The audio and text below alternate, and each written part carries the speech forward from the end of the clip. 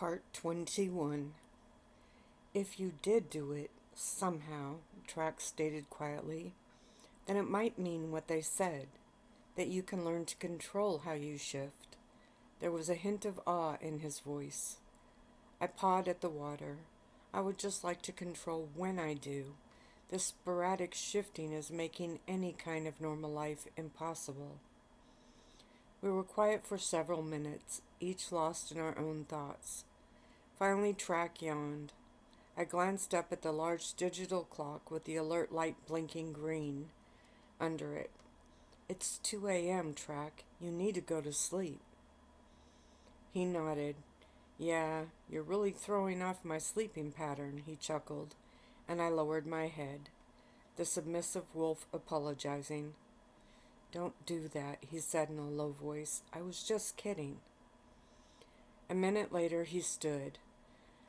Okay, I'm going to catch some Z's, but you call me if anything happens, he said to Jonathan, who nodded. Then he reached down and rumpled the top of my head, which made me growl.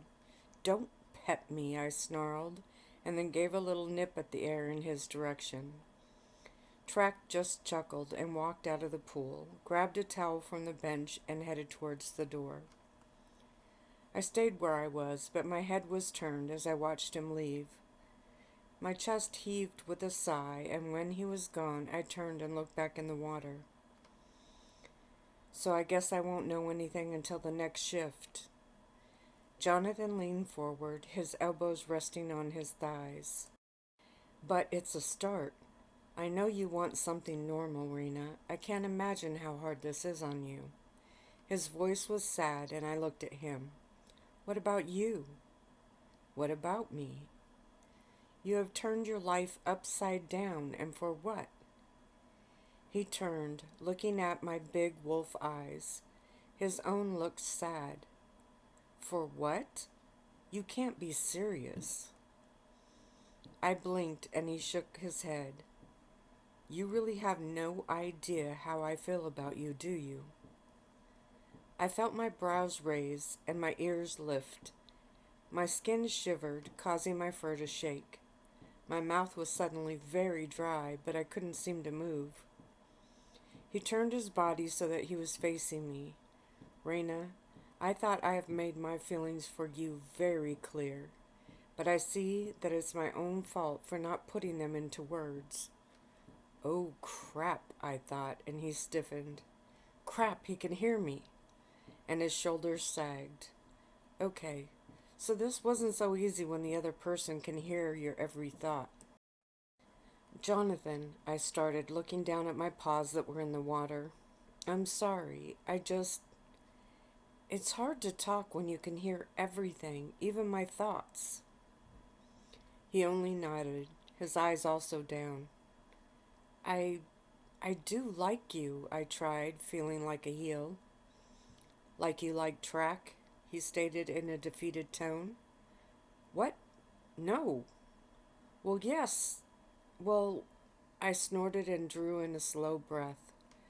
Liking you that way should be a compliment, you know.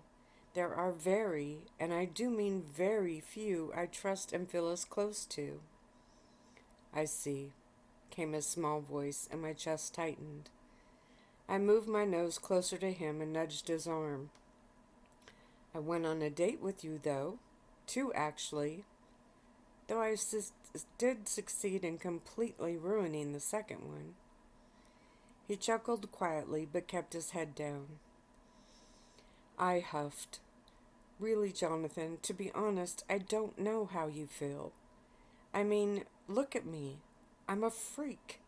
I highly doubt this is what you had in mind when you came here. His eyes lifted then, and I let my tongue flop out. Made you look at me, I chuckled, and he gave a soft smile.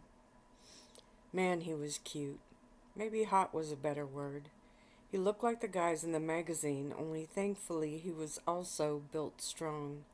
I liked muscles. What can I say? His eyes were so crisp and full of emotions, when I thought to really look at them, I could almost feel what he was thinking. His lips parted just a little, and I looked at them. Suddenly my head shot up. Did you hear all that? He tilted his head. Hear what? Okay. Either he was playing with me, was trying to save me some serious embarrassment, or there was a way to think without it being heard. I chewed through the information and realized that one type of thought did feel different. One was more just internal monologue, no real thought. The other was more outward, projecting of thoughts. Interesting. Oh, great, here they come, I huffed, and we both turned. Jonathan shot me a smile. When you shift back, when we can both communicate on the same level, we need to have a talk. Deal? I swallowed hard, but gave a short nod. He smiled and turned, standing up. Paige and Michael were walking towards us. Paige was wondering if I was going to get in the pool to exercise or if I wanted to do something else. With that, I leapt forward and splashed into the water. Jonathan grabbed a floating chair and climbed in. He sat and lounged while I swam laps. Not so easy when your only stroke is a dog paddle. It definitely worked my body, and Paige seemed content with that. On one of my laps, I swam close to Jonathan and accidentally tipped his chair. Hey, he just looked way too comfortable while I was working my tail off. He swam laps with me after that, going at an easy breaststroke. He floated on his back for a while, but my playful side got the best of me, and I landed upon his chest, and under he went.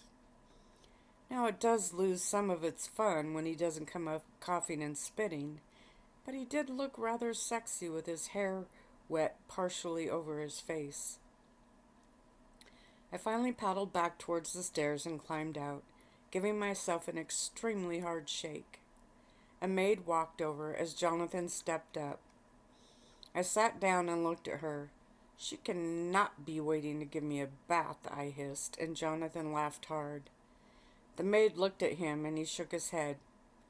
I don't think she would appreciate a dog bath, he said, still laughing. The maid turned and looked at Paige, who nodded, and then the maid walked off.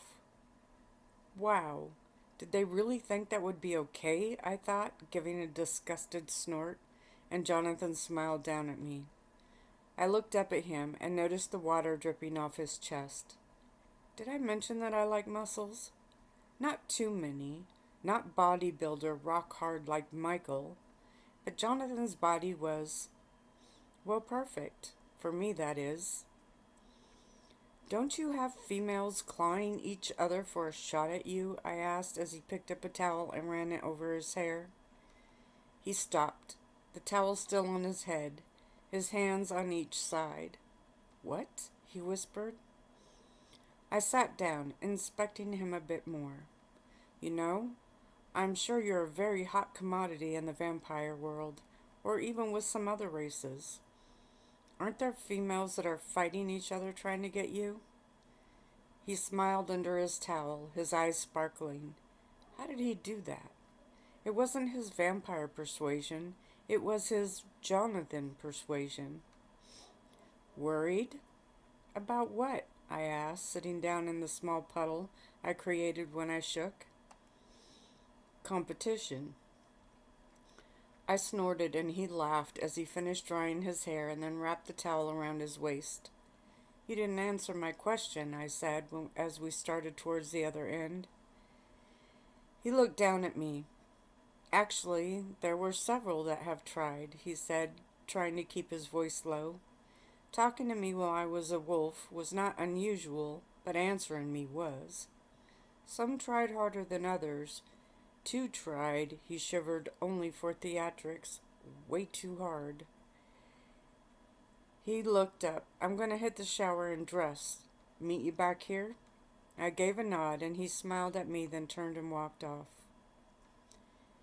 Paige came up to me and knelt down, again very careful with her body language. How are you doing? She asked, smiling. I gave a soft bark, and she nodded, then turned her head. He is very handsome, Reina, and he likes you very much. My head moved back a bit and she smiled. If you ever need a girl-to-girl talk, just let me know, she chuckled and stood. When she walked off, I shook myself hard and trotted over to the changing room. The door was open a little and I walked in. I looked into the full-length mirror and sat in front of it. Jet black.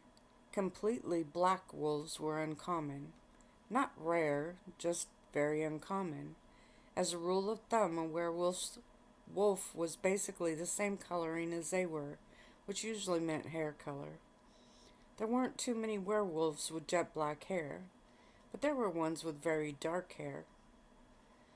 Once again, I became lost in my own thoughts as I sat staring at my reflection. I thought through the last weeks. I thought about Track, my dad, Paige, and the others, and then my thoughts turned to Jonathan. Again, I wondered just what he thought about me and all of this. How could he like me? He barely knew me, yet he had put his entire life on hold to be here. I yawned and curled up on the tiled floor with the small holes to filter out the pool water. I closed my eyes and drifted, thinking about him. My dreams were erratic as I slept, small clips of things changing quickly. At one point, I dreamt that Jonathan was sitting in here with me, watching over me. That felt good, and I moved and laid my head in his lap. In my dream, he stroked my fur slowly, and I didn't get angry. I liked his touch. Again the dream shifted, and then again. Finally I heard sounds, and I blinked. I opened one eye and saw the door was open more, and there was a set of bare feet there. I sniffed and realized they were Paige's. She must have worried about me and had come back to check on me. I yawned and lifted my head, then froze. I sniffed again, and slowly turned my head. I was nose to nose with Jonathan. I looked down at his lap and realized I had been sleeping with my head in it. I started and then panicked. I backed up and hit the wall with the mirror on it. My mind raced and the adrenaline of the panic blocked out what he and Paige were saying. Oh my God, I was sleeping with my head in his lap. It wasn't a dream, I thought. And then Paige knelt down. Her hands relaxed. Reina, it's me, Paige. You fell asleep in the changing room, she said. I looked back at Jonathan, who was smiling, but carefully. I tried to back up further, but couldn't. I tightened my muscles and leapt, the werewolf's strength sending me up and over her crouched form. I bolted across the pool room and headed for the door. Michael opened it as I approached, and I didn't stop. I ran through it, down the hall and up the stairs. My heart was pounding hard and fast. I had slept with my head in his lap like a dog, I thought. How could I not have known? What did he think of me now? Why did it matter what he thought of me? It did matter, a lot, and that bothered me more. I ran down the hall to my room, but then kept going. I remembered his touch, his hand running through my fur. It had felt so good. I was mortified and yet curious. I reached the end of the hall and turned. The rug gathered up under me and I slid into the wall with a hard thud. Michael was running up on me, his hands out in front of him. "Slow down, Reina," he said. I blinked, caught my balance, and ran towards him. I twisted around him and headed down the hall, running faster, trying to think and clear my head at the same time. Why was this bothering me so much? Why should it even matter? I reached the stairs and flew down them, turning away from the pool room and running the other way. I needed to run. I wanted to be outside, in the yard, with acres of land to cross. I missed another turn, skidded sideways, and slammed into a table, knocking a vase off. It crashed next to me, and I yelped as I felt a few shards embed in my side. As I was getting my bearings, Jonathan trotted up. I saw him and looked away. He walked up and knelt carefully, the broken vase all around us. "I won't ask what set you off just yet," he stated. But you need to slow down, and he reached forward and plucked a shard from my fur. I yelped a little and quickly licked the spot. He frowned and stood. Let's get you out of here. He took a few steps and then turned and looked at me. I stood and gingerly stepped through the colored glass. Two maids came up and quietly started to clean the mess. Jonathan walked further down and I followed, then yelped again and stopped. He turned and walked over to me, kneeling. I was standing, but my left rear leg was off the ground. He moved to it and pulled a piece out of my paw. I snorted and then set it down. He sighed. Reina, you can't explode like this. Then he reached up and ran his hand over my side. I stiffened. I have to see if you have any more glass, he explained. I held my breath as his hands worked over me through my fur, his touch sending shivers through me. I forced my thoughts to stay internal as he pulled a few more out. They didn't hurt as they were only in my fur. Finally he nodded. I think that's it. If I didn't think you would bite my hand off, I would say we need to run a brush through you to make sure we got them all. I felt my lip curl, and he smiled. I didn't think so. He stood again and started to walk. For some reason, I followed him. When we walked into my room, the one doctor turned and then went back to what he was doing. Two maids were cleaning up and changing my bedding. I listened and heard Track's gentle snoring from the bed I couldn't see. I looked around the room and then sat down and looked up at Jonathan. He glanced down at me. Sitting room? I gave an almost silent bark to keep from waking Track, and we both turned and headed back out. When we walked into my favorite room, I glanced at the couch. I was still slightly damp and didn't want to climb up on there. He looked around the room and then down at me. Stay right here. I watched him hurry out, and I yawned and then shook myself again. I heard a piece of glass hit the hardwood floor, and I looked around. I spotted it and walked over. This having no thumbs thing was a real pain. I stared at the small piece of colored glass, that I couldn't pick it up. I lowered my muzzle towards it and gave a soft growl. I looked up when Jonathan walked in, a large blanket in his arms. He noticed my attention and knelt, picking up the shard. He tossed it in the garbage and then laid the blanket out on the floor in front of the couch. Thank you, I thought, and he smiled and winked. I turned to the door and saw Michael and Paige walk in. I stepped onto the blanket and sat down, watching them. Paige knelt in front of me and gave me a quick visual inspection. Are you sure you got all the glass? She asked Jonathan as he sat down next to me. He nodded, short of brushing her, and I'm not that brave. She chuckled and looked at me. I snorted to show there was no way that was going to happen. Well, when she shifts, you'd better be careful that there isn't any more glass. He nodded and she stood, then glanced around my room. I wondered if this was the first time she had been in here. Nice room, she stated, and I gave a small bark. Then she turned to Jonathan and motioned towards the door where Michael stood. I tilted my head as Jonathan stood. He looked at me. I'll be right back, he said, and then he and my bodyguard stepped out of my sight. I yawned and laid down, putting my chin on my front paws. Paige sat next to me. He's a very nice vampire, she grinned, and I wondered which one she was talking about. She pulled her knees up in front of her and wrapped her arms around them. He seemed so brutish at first. Okay, she was talking about Michael. I lifted my head and turned to her, my ears up. But he's actually very kind, Paige chuckled. But of course you know that.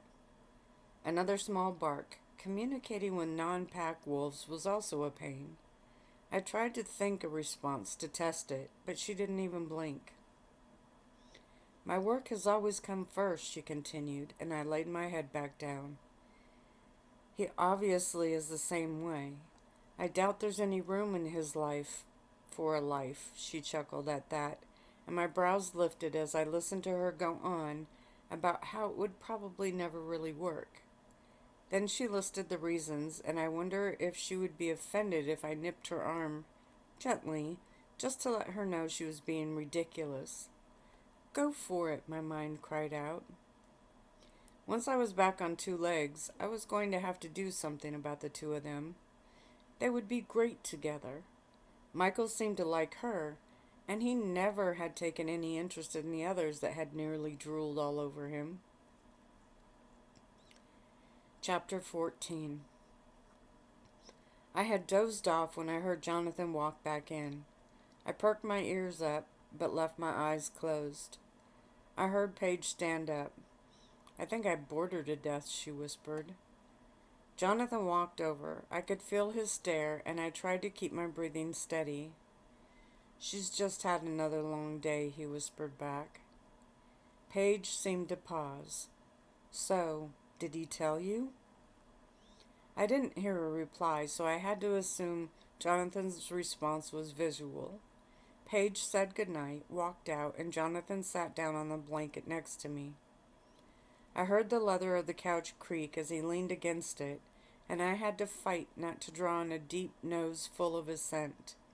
He smelt good, too. The minutes ticked by, and I finally opened my eyes. It was getting too boring. He looked down at me. Awake now? You knew I wasn't asleep, I thought, and he shrugged. I figured you had your reasons for pretending to be, he whispered. I looked towards the door and told him what Paige had said. She didn't say it was a secret, and I knew I could trust Jonathan. Besides, I might need his help to play matchmaker. He had his legs stretched out in front of him and crossed at the ankles. I looked up at him and finally sat up, yawning. You're tired. You really should get some actual sleep. Maybe later. What did Michael want? I asked. Truth was, I was very tired, even after my nap in the dressing room. Nothing interesting, he stated. Want me to put in a movie? Maybe that'll help you sleep. Then he grinned, keeping his voice in a whisper. Or I could tell you about my latest business call. That would definitely put you in dreamland. That boring? He nodded. Well, there must be something you like about it. He nodded again. I do. I enjoy it. I love arranging things, taking care of things, seeing something grow and knowing I had a part of it. His eyes moved to me and he shook a finger at me. Don't go thinking that's why I'm here. You are very, very different, Reina. How so? I said with a bit more attitude than I meant, especially because that's exactly what I was thinking when he said that. I told you, once you shift back, we're going to have a nice long talk. It's too hard this way. I can't tell your facial expressions, and you might actually be faster than me on four legs. That statement seemed to amuse him, even though it confused me. What if it takes a while before I shift again? I can wait, he winked, and I growled softly, which made him smile even more. I watched his face, drinking in his features, and etching them deeper into my memory. His square jaw, the profile of his nose, the dark lashes around his amazing gray eyes. He turned to me and I blinked hard, hoping I hadn't thought any of those things where he could hear it. How about a bedtime story? I tilted my head. Is he serious? He nodded. Sure, why not, if it helps you sleep. Just as I was about to respond, my dad walked in. I sat up and he walked over. He was smiling, but his eyes weren't sparkling. When he knelt in front of me, I nudged his hand with my nose. I caught him look at Jonathan for a brief instant, then he turned to me. Seems I need to clear the hallways for a while, he chuckled. I lowered my head a bit. Sorry about that, Dad, I thought, and Jonathan sat up. I wish I could let you run outside, sweetheart. I really do. Yeah, right. Bad guys out there. Got it, I snorted. Jonathan moved his body slightly so that his arm was touching my side. I shivered internally, but not in a bad way. I liked his touch. A lot. I think my dad noticed, but his eyes moved back to me too quickly. Reina, the doctors, scientists, thought I should give you this and not tell you the real reason, he stated, and then held out his hand. In it was a silver-looking chain with a small heart-shaped pendant hanging from it. I leaned forward and sniffed it. Another myth about werewolves, the ones that said we were allergic to silver. That one was true. We wouldn't start bubbling and then explode like on TV, but if our skin came into direct contact with it, we absorbed it. It didn't happen with any other metals, and it had to be pure silver. Not much of that laying around anywhere. When we absorbed it, it worked like any other poison, shutting down our system slowly. It could kill us, but only if we had several seconds of contact, and only if we were too remote to get help. Now, a bullet would kill a werewolf no matter what it was made of, if it hit the right place. I'm not going to lie to you and give this to you as a gift. He looked down at it, and I felt Jonathan press his arm against my side a little. He was offering me comfort, and I liked that. I looked up at my dad. This pendant, he stated, running his thumb over the small solid heart, has a tracking device in it. My lip curled. Again, just a slight pressing against my side, and I relaxed my snarl. It will fit you in both forms, my dad stated in a harsh tone that didn't seem to like the words any more than I did. It's just a precaution, but... He looked at me. I won't force you to wear it. I looked at the thing in his hand and then felt the touch against my side. They were worried about me. My dad was so worried I could see it in his face. If this would help him feel even a little better. I moved my neck out towards him and lowered it just a little. He slipped it over my head. It fit snugly but didn't choke me. He was still looking at the ground in front of him, and I stood and walked closer, pushing my way between his hands and laying my head on his leg. He wrapped his arms around my neck and laid his cheek on the top of my head. I am so sorry for all of this, sweetheart, he whispered, in a shaky voice that made my throat tighten. It's not your fault, I cried out in my mind. You didn't know I would become this monster, this freak. I'm the one that's sorry. Sorry you have to make all of these changes. Sorry that your life is turned upside down because of me. I whimpered and rubbed my cheek against his chest. My dad put a hand on my back and smiled down at me. You are so incredible, sweetheart. You know that, don't you? I snorted and he gave a soft chuckle. You are my everything, Reina, he whispered in an even lower voice, and I felt my chest squeeze with emotion. Oh crap. I felt that tingle again. I'm going to shift. Jonathan stiffened and my dad looked at him. Then the pain hit and I threw back my head and howled my agony. The voice was there, but the first few seconds were stronger than it was. Keep talking. Focus and keep talking, it said over and over again. My body bucked and then contorted, and I tried to reach for the voice. Death seemed to realize it was not going to be offered, and I heard bones snap out of their joints. Talk, the voice roared, and I did. I talked about growing up. I talked about how cute I thought Jonathan was. I talked about how I was going to try to hook Michael up with Paige. My ears rang with pain, and yet it seemed distant. I was able to back away from it and let it happen somewhere else. I continued to talk until I heard my scratchy voice and coughed. Something heavy and warm was thrown over me. I tried to push it off me, feeling suffocated by it, but it was too heavy.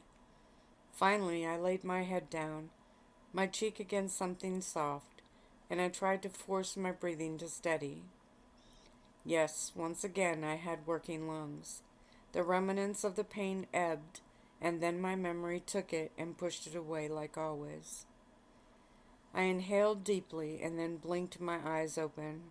I saw a dark blue shirt, my cheek resting against it.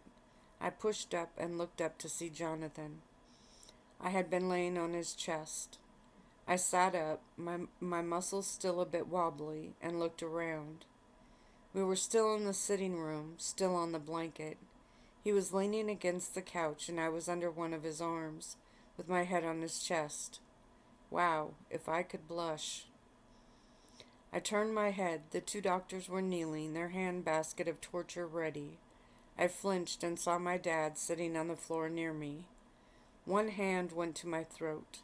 I felt the chain and ran my hand down my chest to the pendant, which now rested level with my solar plex. I lifted it and looked at it, then heard Jonathan arguing with the doctors. I pulled the blanket closer. "Give her a minute to catch her breath at least," he snapped. My eyes moved to them, and they looked like hungry vampires, and I was their prey. I turned and smelled the air, just as Track walked in. He stopped and surveyed the situation. I saw his lip curl and realized I was still halfway in Jonathan's lap, and his arm was still around my back. Okay, awkward. I sat up, and Jonathan adjusted himself so he was sitting next to me. The doctors found their chance and lunged. Well, okay, they didn't actually lunge. They just moved in and started their exam, but it felt like it. I had to sit up and keep my eyes down. I hated this part, and I didn't want to see the worry, pity, and who knows what other looks in the faces around me. They were decent enough not to expose me, since I didn't have any clothes on under the blanket. When they finally finished, Track knelt in front of me and handed me a thermos. I didn't realize how hungry I was until he opened it. I gulped it down, and he smiled and lifted up another one. How did he know? I mumbled a quick thank you and finished that one off just as fast. More? He asked, but I shook my head. I saw him glance down at my new jewelry. Since he made no comment about it, I figured he had also been told what it was. I went to stand, and my legs shook.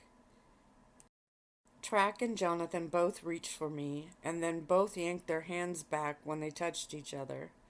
When they let go, I fell backwards, and luckily landed on the couch with a loud thud. Track glared at Jonathan, and I looked up to see my dad grinning at me. Oh, great. He thought this was funny. Jonathan sat next to me and apologized. I shook my head with one hand out. It's okay, I whispered, just thankful I was able to keep the blanket around me. My dad walked over, leaned down, and kissed my forehead. Since you're in good hands now, I have a council meeting to get back to. The maid brought you in a change of clothes. He winked, and I frowned. Council meeting? Yes, you are quite the talk now, and we are having to work out all the inquiries, he chuckled, to lighten the statement. But it didn't work. The thought of a room full of council members sitting around talking about me almost made my skin crawl. My dad looked at Jonathan, who turned to me. I have to go in there for a while, he explained. I smiled. It's okay. Business first. Even if it's about me, I whispered the last part. Jonathan chuckled. I'll be back as soon as I can, and then maybe we can have that talk. My eyes widened, and he laughed as he stood. I watched him and my dad walk out the door, and then I laid my head on the couch, still waiting for my muscles to recuperate. And that's where I'm going to end this one.